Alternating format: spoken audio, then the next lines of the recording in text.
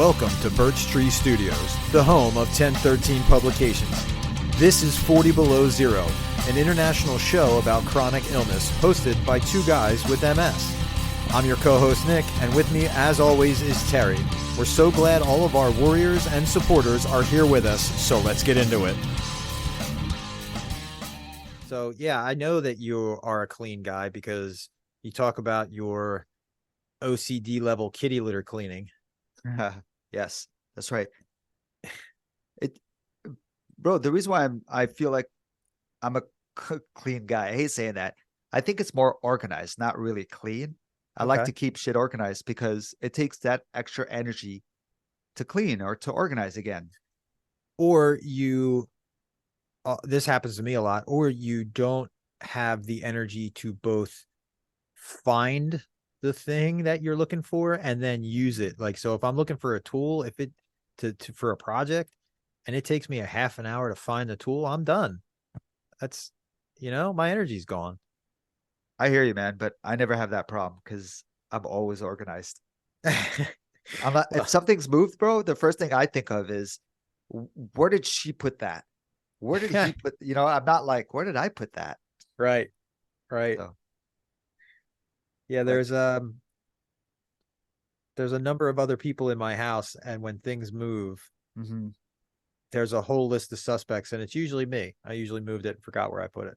But I do the same thing. I'm like, ooh, who touched my screwdriver or Yeah, whatever? yeah.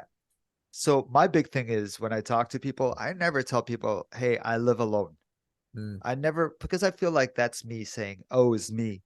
My life is so tough. I live alone. So I never bring that up. But I feel like I present myself like everything's okay. I'm great. I have no struggles in life. Yes, I have MS, but everything's okay. sure. Yeah, that is the way I present myself, man, but it's not the truth. Behind the scenes, I'm a grumpy guy sometimes because people see me smile all the time. They're like, oh, there's the Terry smile. Fuck you. Yeah, Sorry, excuse my language. there's been a number of times where you have used the phrase behind closed doors, nobody knows what's happening. And I think that's you telling the world that there's like, yeah, I feel like you kind of outed yourself with that phrase. Dude, I use that phrase all the time.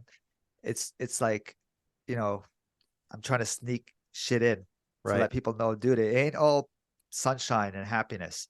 Yep. I want it to be, and I am that guy. I'd rather be laughing all the time, but there's struggles, man. Yep. And I think the social media culture doesn't help any of us because we all want to present the best face as possible. Um, there are some people out there that do a good job of highlighting when things aren't going so great. This one of the ones I follow. I mentioned her a few times.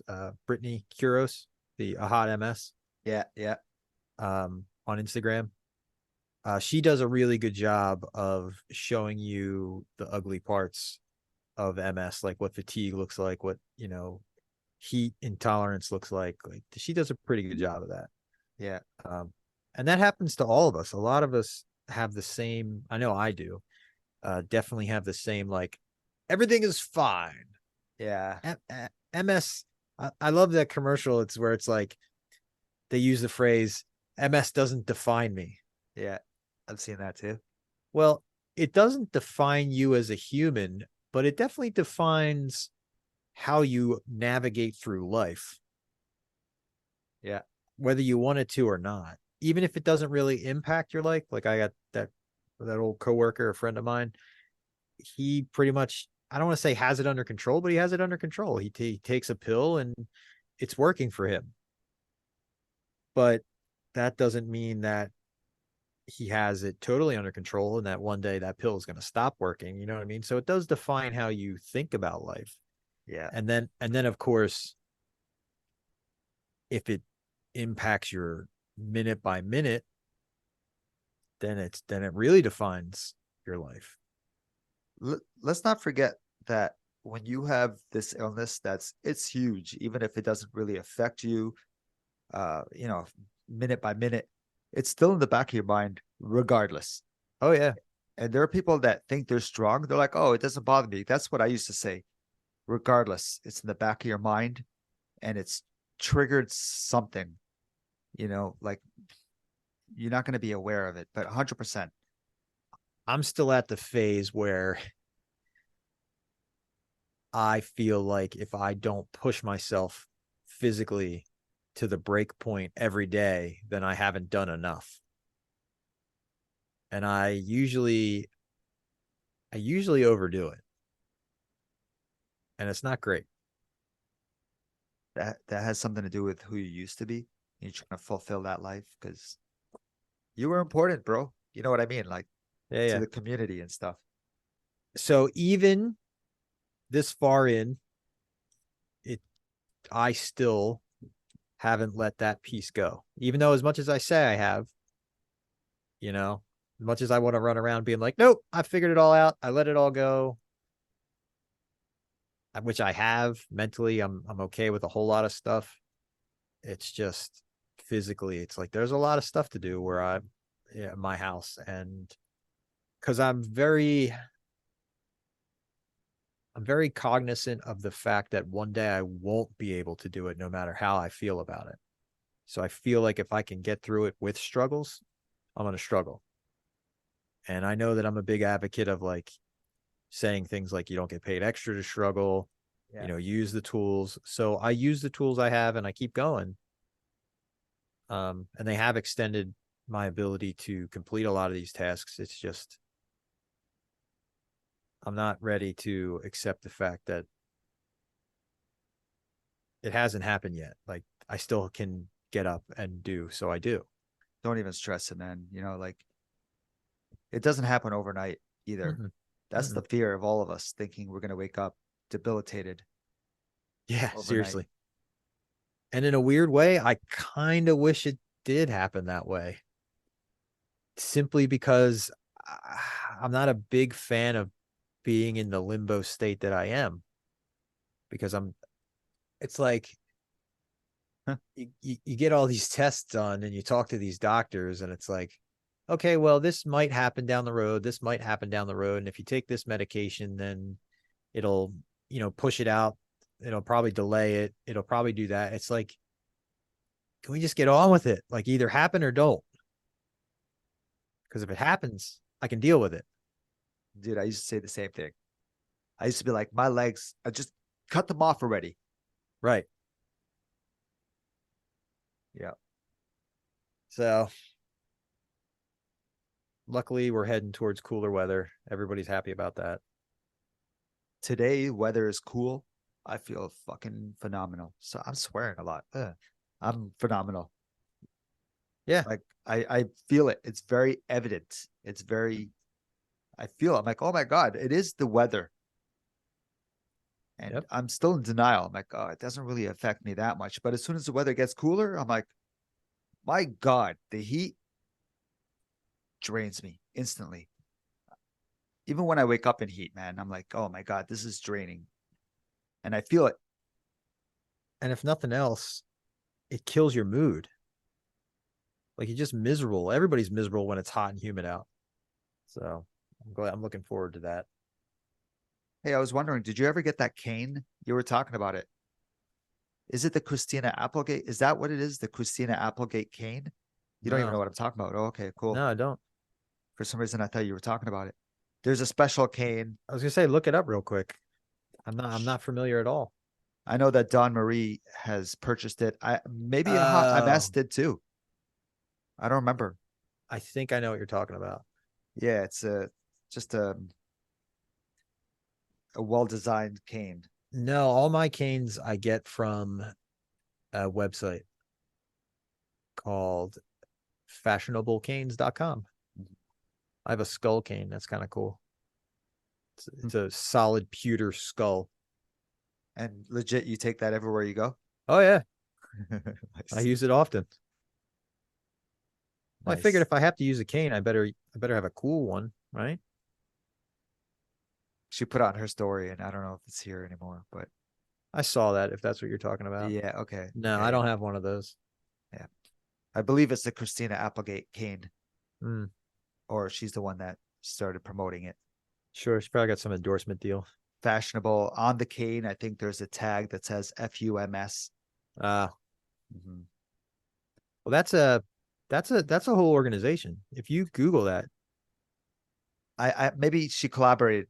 yeah, maybe. Maybe. Fooms is a whole thing. What's going on right now? Just so you know, Hmm. in my mind, I need to use the washroom soon. Okay, So my mind's already gone. gotcha. I'm like, oh, what do I do? Do I just pause this now? Do I Yeah, go? But you know what I'm saying? My mind, it just starts, sure. anxiety begins. And I'm calm with you. I'm relaxed. That's why I'm saying it. But Right. it depends on who I'm talking to. I don't want to be rude. I don't want them to think, oh, he's just, you But know, I think that is that is a universal. If you ever run into somebody who doesn't understand the need to go to the bathroom immediately, I don't know. I have never found somebody like that because you go, oh, gotta go. I'm a gamer. And when I game with friends online, my online friends, Right. in the past, I used to be like, oh, and I used to feel like sometimes my bladder goes 2, 3 hours. Sometimes it's 15 minutes, man. It's weird. But no one understands. They're like, oh, you got to go to the washroom again. But last night, I actually jammed with Tanya and Okay. her husband, Gerald. And I used the washroom like 3 times in half an hour. But Jeez. I had no problems because they have, she has MS and she understands me totally. And you have no other underlying urology issues. No, no, I don't. Dude, and I'm comfortable to drink a lot of water and stuff around them. So I don't worry about using the washroom a lot. But it was comfortable hanging out with another MSer. I'm like, gotta use the washroom again. And she's like, me too. I'll go since you go. I'm like, okay. Washroom buddies. High five. Where were you at? Um, about 15 minutes. Oh, okay. So you're in the area. That's cool that you met up. Bro, I thought you were asking me where we at with this podcast. No, dude. I'm like, why are you asking in the middle of the podcast? So I said 15 minits. She's in Ottawa, dude. She's like 8 hours away, if Oh, that's what you meant. So you're just Yeah. hanging out online. Yeah, online. Yeah, yeah. Gotcha. We were playing a video game. Hey, your I don't know. mind is gone. You want to pause it so you can go to the bathroom? I'll be here. I know you will. I'm okay right now. All right. You'll hear the, you know, Zoom Beep. paused. Yeah, you'll hear it. You'll be like, oh, I guess he's gone. Recording is paused. Yeah, that's what it is. Good. That was good. Good imitation. Oh, that's actually my voice. It's my side hustle. Okay, cool. I'm also the guy who does the voicemail when you call, like when you call into an office. Yeah. It's like, thank you for calling. Your call is very important to us. Para español, marque nueve. Perfect. That's funny. My... So I went to a neuro physiotherapist Oh yeah, how'd that go? on That's right. Friday. On Friday. Yes, on Friday. Yeah, dude, it was the best experience I've ever went through with What did they do different? this guy. It was very evident that he was really educated with, so he would make me sit down and he would explain to me when I'm standing up, he would actually explain to me with the specific muscles that are working and why my knees are buckling in, why they spaz, how to strengthen. So he's actually strengthening. And this is the first visit, just a consultation assessment. But when you feel the vibe of someone, you're like, wow, I really like this guy. He's respecting me. He knows what he's talking about. He's not, he looked, I just felt like I vibed with him really well. He made me sit down and strengthen my posture. So I'm like, yeah, I'm sitting up straight. He's like, no, no. He continuously was telling me to push my chest out. And he was making me do a sit posture, which was really weird. But once I got into that posture and I got out of it, I felt my back was, I'm going to sound weird, man. It felt strengthened. I got you. Before I had spasticity, it felt a bit, more solid. where I was standing up a little easier, but then it wears off. So I sit down, I do it again. It's exercises I should be doing that no one has told me about in the last 3 years sitting in a chair. Isn't that something? And you know what's funny? When I went to my neurologist, I hope he's not listening to this. When I went to my neurologist, he's like, "So what are you doing?" Da-da-da-da. I'm like, "Well, I don't see my stretch therapist anymore. I now see a neuro physiotherapist." And he's like, "Oh, great." And I'm thinking in my head, why wouldn't you tell me about this? But he's like, "Oh, great. Who do you see?" And I said, "I see this company." And he said, "Actually, that's the company I refer everyone to." Well, you never referred me. Except for Terry. Like, come on, man. So that's it. So I'm glad I seen this guy. I see him again next Friday. So Cool. Are you doing your homework? I mean, did he give you homework to do? yeah, not really yet, but yes, he has. What are you waiting on? Do your homework. I'm not doing it. Trust me. I'm waking up. I'm doing it. He'll stop shaming me again. I'm just joking. I don't know. I guess maybe in his mind, I mean, I don't want to think for him, but maybe in his mind, he thought, oh, okay, well, Terry's going to somebody, and that's somebody's better than nobody. So he didn't mention the place that you should have been the whole time. That's Whatever. not great. Even my neuro, what do I call him? My physiotherapist. Yeah. Even he said, "Wow, no one told you to see." He's even shocked, like how the system works. You got to advocate for yourself. Yeah. I didn't get any referrals to any therapy. I went, well, one. I got one referral way back in the day, and I did 6 weeks of it. And I guess I met whatever markers they were looking for, like every goals or whatever. Yeah. So after that, my insurance wasn't covering it because I had shown a slight improvement. Oh, How, you know what I mean? Like they scripted me for 6 weeks. I went for 6 weeks. There was evidence of improvement, and they didn't script me again. They didn't write another prescription because they said, okay, I guess I got better. I don't yeah. see it, but I guess I got better.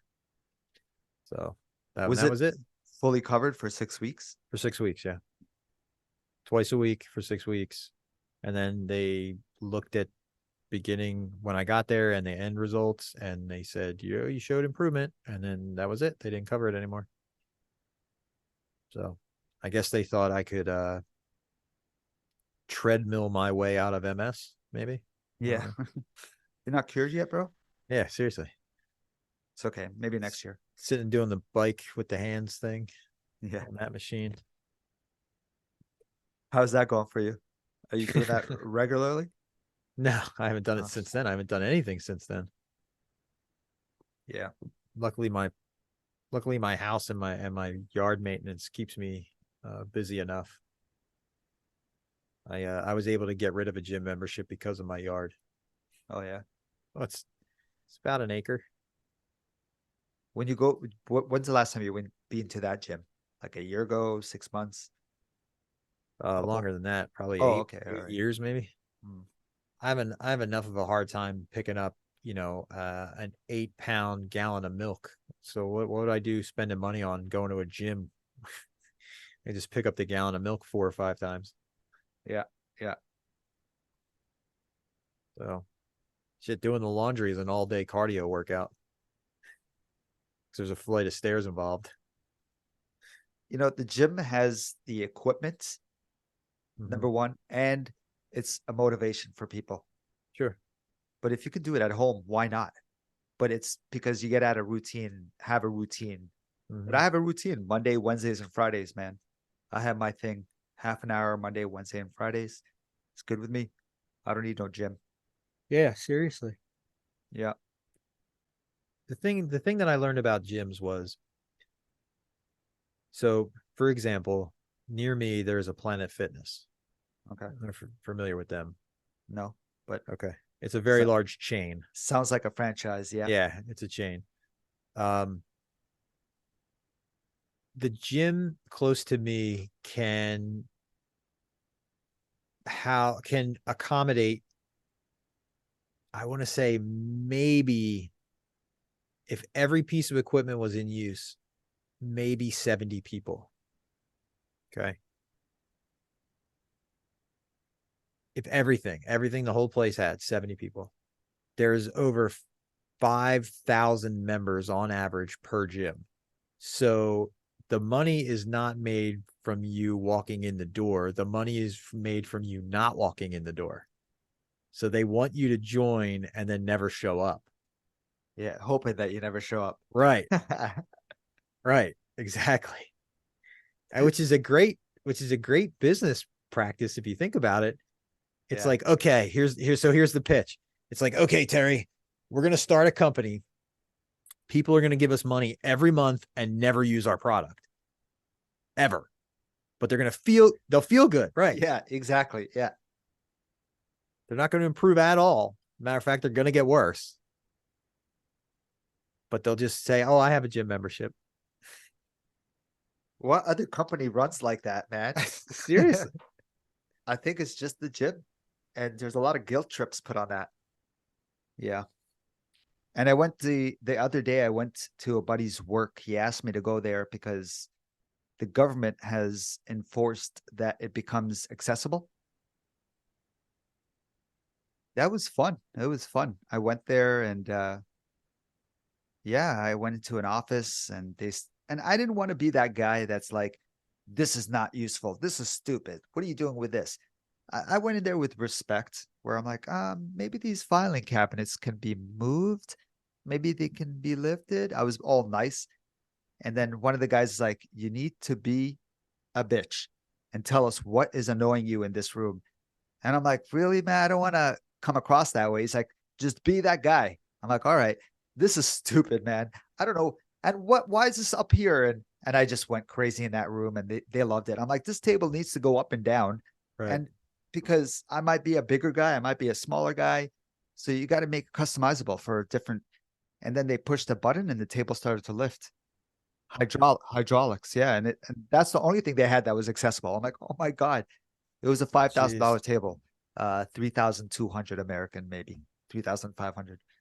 And they had like 20 of them in each office. It was crazy. And we went around and it was cool. And one thing, the lady we were going, it was 100,000 square foot factory. So she's like, okay, we're going to go to the other end.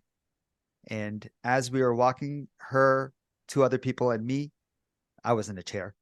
She said, hey, do you want me to push you and help you? I said, oh, no, I'm okay. Good Lord. She said, oh, I'm going to push you anyway. Dude, I was okay with it. I know everyone thinks I was going to go crazy, but her ambiance, she was really cool lady. You know, her intentions were good. She felt like a motherly, you know. So I let her push me and it was awkward, man. And I just dealt with it. And I just sat there looking around the whole factory as she was pushing me. It's kind of weird, but I accepted it. Yeah. And then there was a ramp and I'm like, oh, great. Let me test the ramp. So I started going up the ramp because I knew it wasn't a wheelchair legitimate ramp. It was for them transferring whatever. So I went on the ramp and I started pushing myself up and it was tough. And I was just seeing how I can do it. And she ran right up behind me. Oh, let me help you. I'm like, hey, am I not supposed to be checking if this place is accessible? That was funny. But the big question that everybody wants to know, that our audience cares deeply about, is how were the washrooms? You skipped the washroom for all your washroom talk. So before I went there, Matthew, who's a buddy of mine, he's actually my neighbor. He said, yeah, so can you come help us out? I said, how's your washrooms? Because if that's not accessible, I'm not coming. He went and took a picture of the washroom and I had the only washroom that had a bar. And so I said, you know what? That's good enough. I'll come. And, but you know, when we went in the factory, we went this 100,000 square foot factory, went to the other side right away, man. My mind was like, yo, we're so far away from the washroom. You know, that's what was in my mind. And then I started like, you know, feeling out my bladder. I'm like, okay, I'm okay. I'm okay. Yeah. Yeah. Anxiety. So when you got there, was it usable? Because did you use it? Like for you? Usable? Was it usable? Yeah. The washroom? Actually, I didn't need to. Oh yeah, right at the end, right before I left. I did. I was gonna say, after all that, you didn't check the bathroom, Terry? It's fine. but I had a picture of it. It was fine. I knew what I was getting into. But you know, when I use the washroom at the end, I'm like, hey, let me go use the washroom before I head out. I take extra few minutes because I gotta take off my pants. I gotta sit down.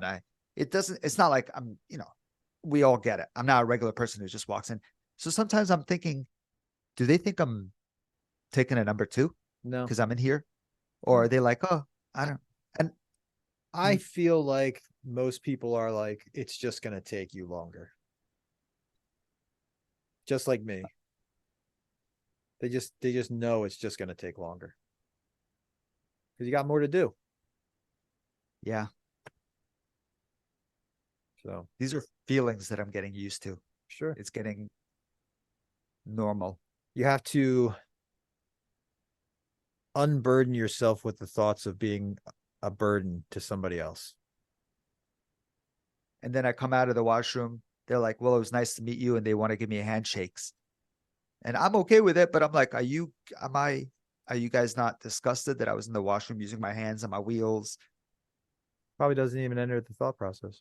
I can wash my hands, but does it really matter? When I Well, go home, I sanitize everything. I yeah, sanitize my hands and my wheels. yeah. Now, do you like so when I go to push, I have to grab the rim and the tire and push because I can't grab just the push rim because it's too I have to, I mean, I don't get anywhere with just that. There's sometimes I do that. I know what you're talking about. But right now I have covers over my push rims Okay. that are fat. Okay. And it's a nice fat rubber. So I tend to use those because yeah, you want a full grip, Yeah. right? You don't want I know what you're saying. Doesn't feel like you're getting the full force of your push if you have to grab this tiny little push rim. Dude, I feel like sending you these. I have extra set, but they're so pricey, man. Oh yeah, they are. I know what you're talking about. They're about $200 or $300 last time I checked. Yeah, something like that. That's why the grit chair Yeah, that we were talking about the other show, the one that that that thing is amazing. the one that Miranda has. Yeah, Yep. yeah, Thing is crazy. I'll have to link that to the show at some point. yeah. Again, not covered by insurance, and at least not covered by my insurance. Everybody's is different because Medicare believes that if you are disabled, such as myself, that you should not be having equipment that goes outdoors. I don't know why. They don't cover anything that has to do with outside. So, like Really, the wheelchair, scooters. no, nothing. Oh, Well, okay. scooters, but not off road scooters. Like Yeah, to go to the grocery store, sure. To go around your house, sure. To go outside in the yard, no. So it can't be the one with the big fat beefy tires. It has to be the one with the tiny little wheels. I'm pretty shocked that they covered my chair because my chair has bike tires, mm, you know. But I guess when they, because it's medically necessary, they covered it. But no, they don't yeah, cover a lot of outside stuff. So I asked them about the grit chair. I called them and they yeah. said no because that's an outdoor sport chair. I was like, okay, That's a luxury. yeah, yeah. It's a luxury to go outside when you have a disability. Yeah, yeah, And that's what breeds the mentality of I'm sick, my life is over, I can't go anywhere, I can't do anything. That plays into that a lot. yeah. So it's a crazy balance between I know I'm sick, I know do I can't do anything for 40 hours a week, but I can do stuff. You know what I'm saying? Yeah. So like you go through your life, but just the same as I go through mine. But if we had to be somewhere for 40 hours, like every day for 8 hours a day on the clock, that doesn't work for me anymore. I can't do that. But it doesn't mean I can't go outside. So it's very frustrating. At least it was for me, is for me. Yeah, no, it is.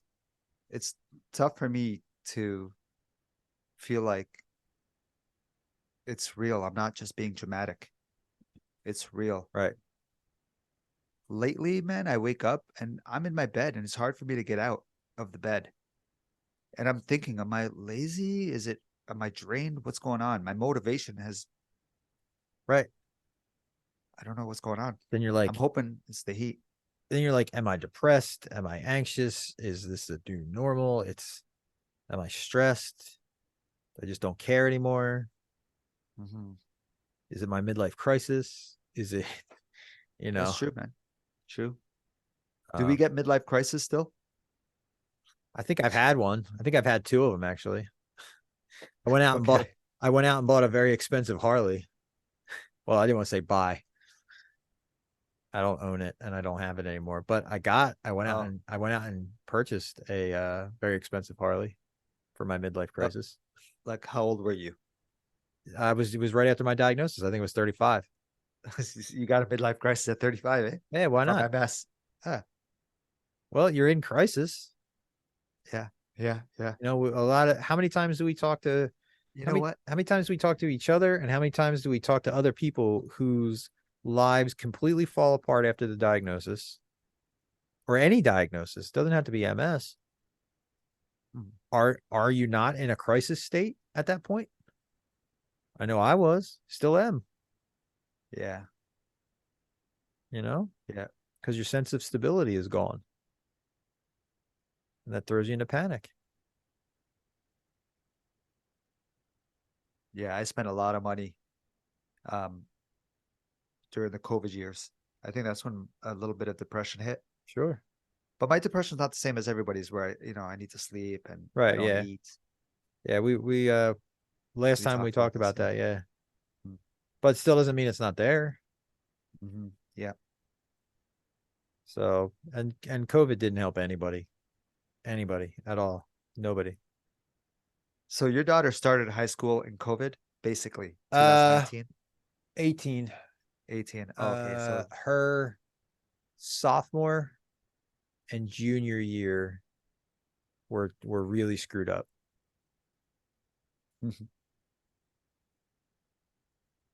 And and it's just amazing to be aware of and witnessing to just have children during that time and then now see kids who are younger than my daughters but are now old enough to be coming in towards adulthood and seeing how they act and how their parents treat them, and it's just so different because they had so much more time together to bond as a family yeah, and how little they care about a whole bunch of other stuff. So it's very interesting, but it didn't help anybody. It didn't help yeah, kids. It didn't help.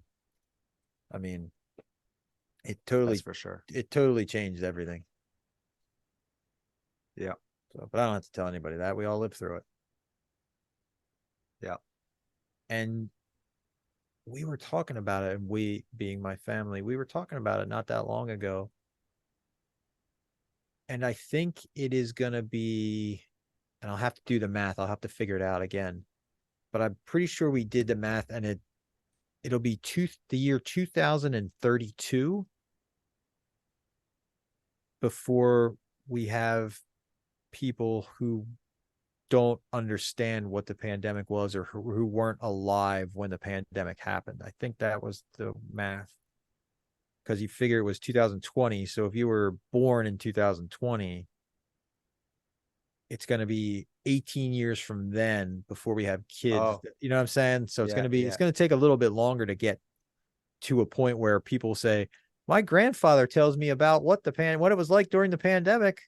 yeah, yeah, So, and it'll be crazy to think that there is currently people who are born post pandemic that will grow up with no knowledge, no firsthand knowledge yeah, of the pandemic. yeah. That's crazy to I think don't. about. It is crazy. I don't know what to say about that. That's weird. I can't even. Well, to put it in context, you know, if you know where you were on September 11th, 2001, everybody knows that. Everybody in the whole world knows where they were. Yeah, Well, years later, when I'm teaching in my department, and I'm teaching about game-changing moments.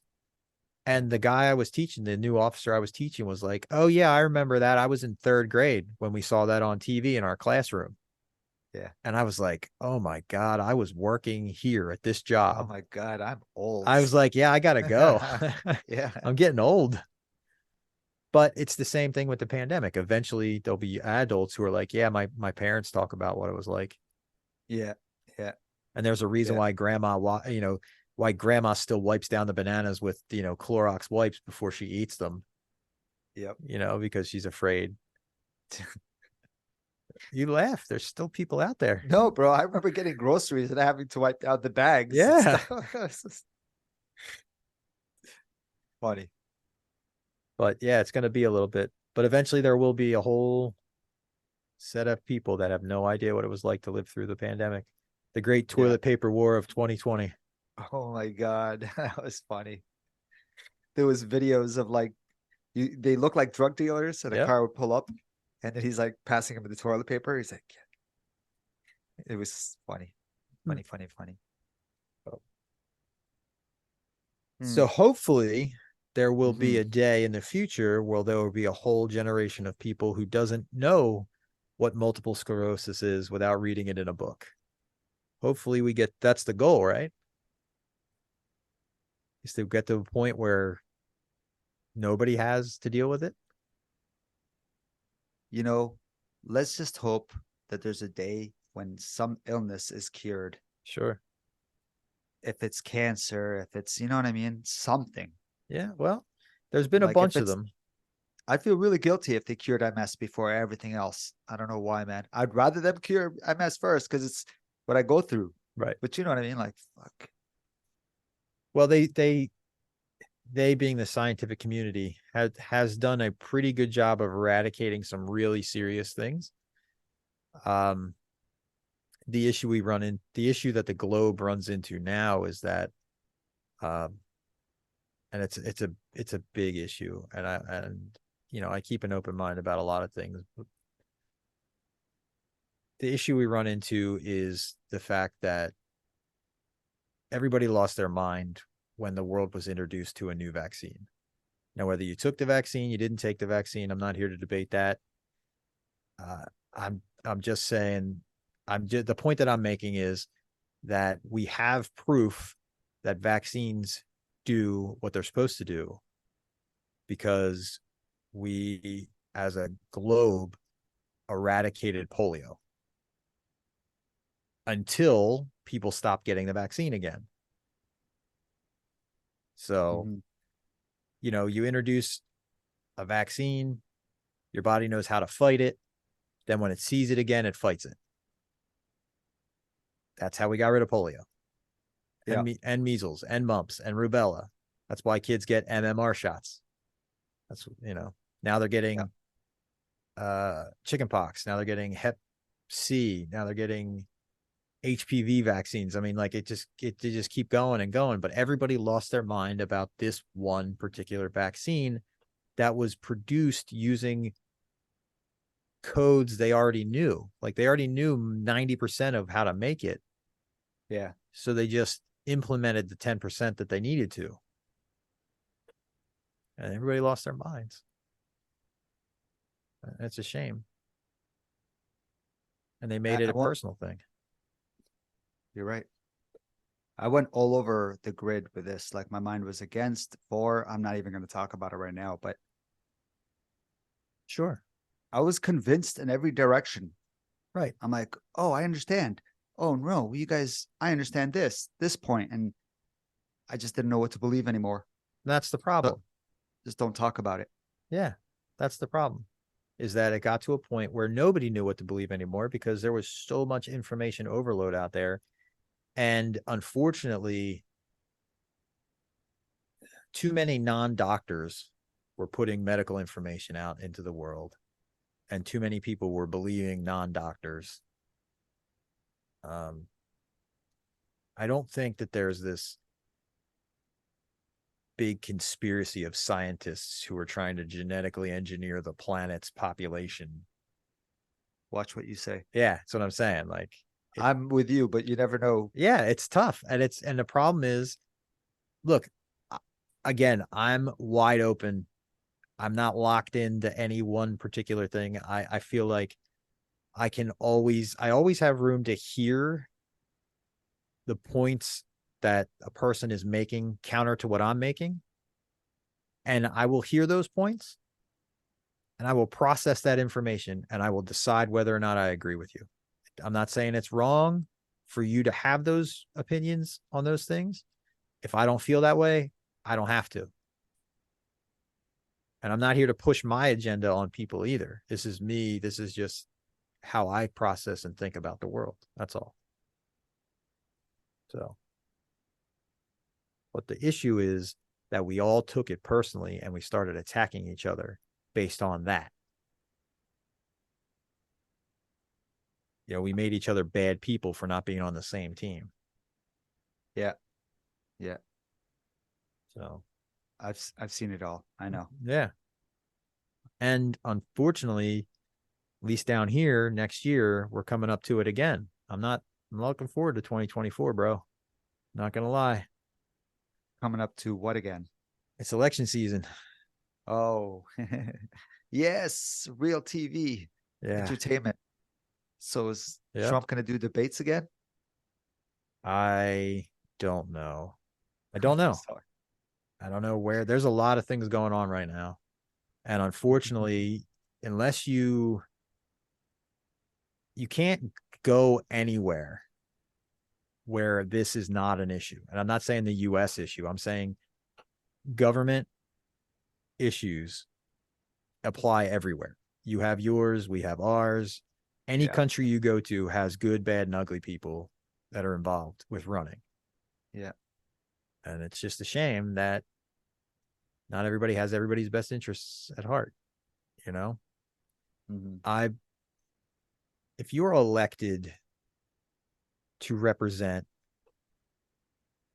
any group of people, I don't feel that it's fair that if some group has money to hire a person to go to talk to your representatives, to tell them what's important to them, I don't feel like that should be have any more weight than me walking through the door to tell you my issues.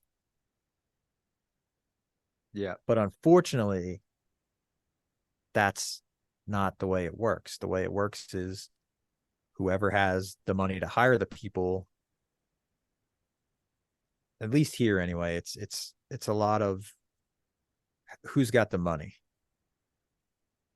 There's big groups of people that can either work for you or against you, depending on where the money falls. And I don't like that, you know? So I don't know. It's a touchy subject. We're skirting all the touchy subjects today. There. No, I hear you, man. It's all about connections. Yeah. It's like, you got the power. I'm going to hire my friends. I'm going to make my friends money. Mm-hmm. You know, and I'm going to hire Terry to go lobby on behalf of people in wheelchairs, but he's going to lobby so that this particular company gets all the contracts and they might not have the best product. And it goes on and on and on. And yeah, I hear you, man. And you know, it could go forever. My bad. Just don't want to get sucked down the rabbit hole. Way off course. On that note, I'm going to say my favorite word of anyway. All right, man. Yeah. Let's wrap it here. Okay, man. I'll talk to you soon. Sounds good. So check us out at 40belowzero.com. That's 4-T-below-zero.com. Or feel free to reach out to us. We'd love to hear from you. Our email address is info@40belowzero.com. Our personal Instagram account are, for Nix, it's Nix_V713. Or for Terry, it's What's_MS. Awesome. Looking forward to hearing from you guys. We'll talk soon.